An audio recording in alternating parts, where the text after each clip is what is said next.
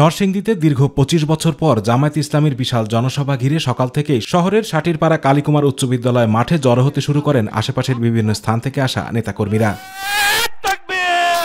জুমার নামাজের পর শুরু হয় মূল আনুষ্ঠানিকতা। যোগ দেন দলের কেন্দ্রীয় ও স্থানীয় নেতৃবৃন্দ। জনসভায় প্রধান অতিথি হিসেবে যোগ দিয়ে জামায়াত ইসলামের আমির ডাক্তার শফিকুর রহমান বলেন, যেনতেন নির্বাচন দেশের মানুষ চায় না। এমন নির্বাচন হতে হবে যেখানে পেশি শক্তি আর কালো টাকার খেলা থাকবে না।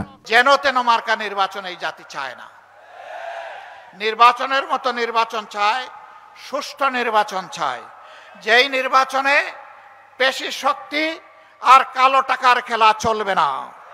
এমন একটা নির্বাচন আমরা চাই। বড় লড়াইয়ের জন্য প্রস্তুত থাকতে নেতাকর্মীদের প্রতি আহ্বান জানিয়ে তিনি বলেন, প্রশাসনে থেকে যাওয়া বিগত সরকারের দোসরদের আসন্ন নির্বাচনের কোনো দায়িত্ব দেওয়া যাবে না। মাঠ প্রশাসনে যারা আছেন অতীতে দায়িত্বের পরিচয় দিতে পারেন নাই, দায়িত্বহীনতার পরিচয় দিয়েছেন। আমরা তাদেরকে আগামী নির্বাচনে কোনো দায়িত্বে দেখতে চাই না। আমির বলেন, বৈষম্যহীন, দুর্নীতি ও দুঃশাসনমুক্ত, নারী পুরুষ ধর্ম নির্বিশেষে মানবিক বাংলাদেশ গড়তে চায় জামায়াত। আল্লাহর দেয়া সব শক্তির বিনিময়ে স্বপ্নের মানবিক বাংলাদেশ উপহার দেয়া হবে বলেও জানান ডাক্তার শফিকুর রহমান।